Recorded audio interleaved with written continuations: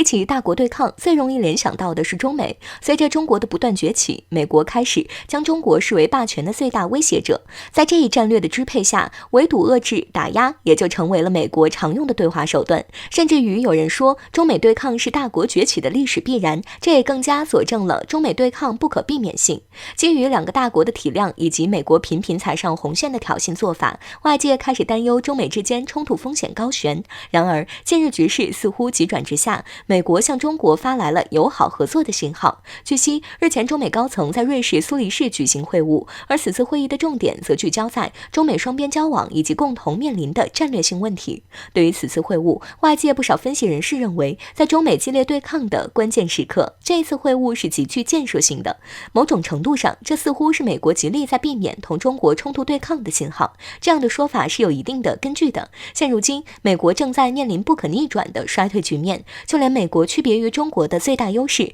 拥有众多的盟友，这一点也正在慢慢的流失。盟友们越来越发现，美国是靠不住的。基于以上的种种，不少分析人士开始认为，一旦美国执意同中国对抗，那么后果将是美国无法承受的。从这里来看，美国求和是有一定道理的，但是事情远远不止这么简单。按照美国一派的行事作风来看，他们的对华战略是复杂多变的，在一边对华进行友好合作的同时，美国一边暗戳戳的留了后手。据外媒最新消息称，美国方面已经暂停了向中国最大的国有核电企业提供相关材料的授权，也即取消对中广核放射性材料的授权。这一次美国给出的理由是加强美国国家安全的需要，假借国家安全之名实施单方面制裁是美国惯用的手段。但是在中美高层会晤之际，美国的这一举措显得格外刻意。我们都清楚，所谓的威胁安全不过是欲加之罪。中广核所涉及到的项目是民用核电，何来威胁安全一说？此时美国对中企甩出这一招，无非是想在会谈的时候多一点筹码，以便更好地向中国施压。从美国长期的战略来看，对华友好不过是他们迫于形势下的缓兵之计，他们对华对抗的总体战略短期内是不会改变的。正如同国内专家所说的那样，看待美国对华战略要有定力，而且中国早就已经不吃美国这一套了。过去一段时间，中美在涉台、涉港、涉疆等问题上频繁交锋。为了避免冲突，近日中美高层在苏黎世展开会晤，双方都表示要重回轨道，但军事上的较量仍然剑拔弩张。在会晤期间，美国纠结6国在中国周边展开大规模演习，包括3艘航母在内的共17艘水面舰艇。美国及其盟友如此声势浩大，但却发生了一件大丢脸面的事儿。据美国海军协会新闻网10月7号报道，一艘美海军海狼级康涅狄格号核潜艇在南海撞到了未知水下物体后，导致11名水手受伤，目前正在评估该潜艇受损程度。该消息也获得美国太平洋舰队发言人的证实。一名国防官员表示，水下袭击发生在南海。康涅狄格号是3艘海狼级核潜艇之一，这款潜艇拥有强劲的声学性能，被称为美海军最有能力和最灵敏的攻击潜艇之一。而美军核潜艇上次水下撞击还是在2005年，当时美海军旧金山号核潜艇在关岛附近撞上水下山脉。至此很长一段时间，美国核潜艇都没出水下撞击事故，所以对于性能灵敏的康涅狄格号撞上不明物体这件事儿，美国军迷不淡定了。有美国网友在底下评论，难以想象为什么没有探测到周围不明物体，甚至还有人感叹，在我们眼前军队正在分崩离析，会发生吗？这样的事儿太多了。还有人注意到，这次事故发生地点在南海附近，便又开始碰瓷中国，推测可能是中国水下无人机、潜艇或者其他不为人知的手段。目前，在美国政客、媒体的浸染下，诬陷、甩锅中国已经在美国内成为一种政治正确。在他们的认知中，反正无论发生了什么，甩锅给中国就对了。另外，根据 CNN 进一步透露，康涅狄格号当时正在南海周围水域作业，因为美国及其盟友一直在该地区展开一场名为航母编队21的大型演习。这场演习共有6国参加，包括美国、英国、日本、澳大利亚、荷兰和加拿大。美海军的卡尔文森号、里根号航母，以及英国海军的伊丽莎白女王号航母，还有其他14艘水面舰艇。当天，中国出动了52架次大机群针锋相对。报道强调，事故发生之际，中美紧张局势在台海加剧。美国国务卿布林肯曾警告，中国大陆挑衅性军事行动加大误判风险，破坏地区和平稳定。但实际上，美国核潜艇都摸到我们家门口了。究竟是谁在加大误判风险？核潜艇不远万里跑到中国南海来，这是和平活动，这是自由航行，反倒是我们应该要在联合国抗议下。中国虽然一直给予南海航行自由，但有些国家的危险船舶却不负责任，危险驾驶肇事逃逸，严重威胁南海航行安全和环境安全。一定要趁机给美国自由航行套个枷锁，对于这件事儿一定要追究到底。10月7号，美国海军发布了一个让人震惊的声明，其海军海狼级核动力潜艇于10月2号在南海海底被撞，15人受伤。这则消息之所以让人震惊，是因为其一，海狼级核动力潜艇是美军现役的主要战略武器。从发布的消息来看，美国海军至今对这次被撞事故还是不知道原因，这究竟是谁干的？其二，美国公开的消息显示，被撞的地点是南海海底，时间是10月2号，也就是说，这次被撞是在美军纠集其盟友集结3艘航母10多艘军舰在附近海域演习的时候发生的，这就让人非常奇怪。美国海军核潜艇被撞时是美军提前严密部署的情况下发生的，但是至今不知道被撞的原因，这不禁让人浮想联翩。其三，核潜艇是国家的战略武器，正常情况下其部署都是绝对机密。美军核潜艇在南海潜航期间发生被撞事故，不管是美军自己的失误，还是被别国给安排了，这都是极少数人知道的机密。理论上美国应该是秘而不宣，为什么美国人思前想后了5天时间，还是忍不住公开了这个消息？美军究竟想干嘛？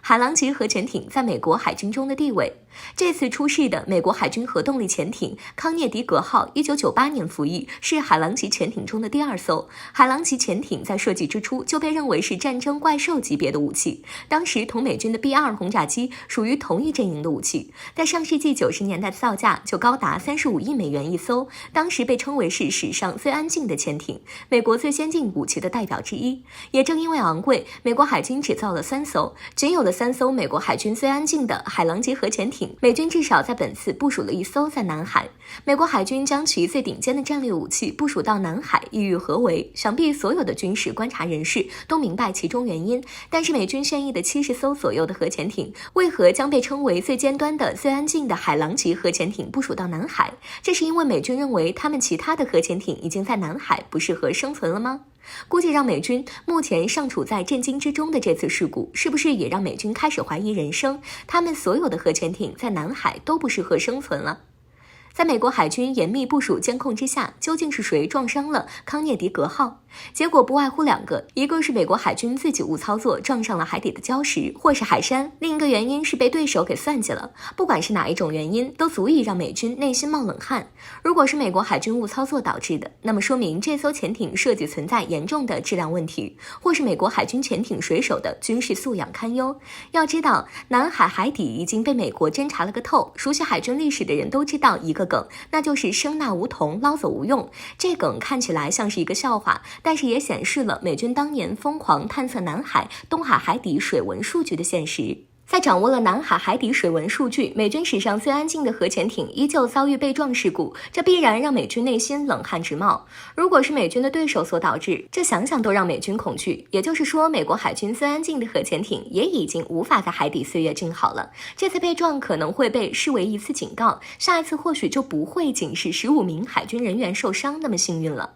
为何时隔5天，美国海军还是公开了这个消息？当然，也有人可以为美军这样解释，这是美国海军不掩饰家丑，是美国海军良好的习惯。但实际上会是这样吗？美国公开的消息显示，5天时间，美国人都没有搞清楚他们的核潜艇到底是怎么被撞的。比起被撞的糗事，让美军恐惧的是导致这次被撞的原因。一艘核潜艇被撞之后还能开回港口，这种经济上的损失美国可以忍，但是找不到原因这事让美国人难以忍受。通过过往美军的一贯尿性，如果他们调查清楚了是美国海军自己的问题，这事大概率在发生的当时会秘而不宣，而是时隔几个月或是几年之后，由退役人员或是内部人员披露给媒体来喧哗一番。联系美国人最近迫切求和的一系列操作，有军事分析人士指出，这次美国海军主动在时隔5天披露海狼级核潜艇被撞事件，透露出几个信号。一是美军想通过这次披露观察各方的反应。要知道美国的情报系统还是非常强大的，通过搜集各种通信信号或是公开的秘密探查，从各方反应中窥探是谁对美军核潜艇下手的，怎么下手的。二是这次披露也显示，美军在这片海域的控制力已经丧失。美军深知其航母舰队早已是对手反舰导弹的海上靶船，目前保持较高威慑力的为其深潜海底的核潜艇。一旦有确切的信息显示美军的核潜艇已经不再安全，美国海军在南海乃至全球的威慑力大减，甚至可能成为送上门的人质。南海海域成为美军的恐惧之地。分析指出，目前尚未有足够确切的证据以及足够的信息证实这次在太平洋、南海海底美国海军的核动力潜艇到底遭遇了什么。但从美军主动披露康涅狄格号被撞一事，以及被撞5日后仍然不知原因的情况下，南海海域必然会成为美军的恐惧之地。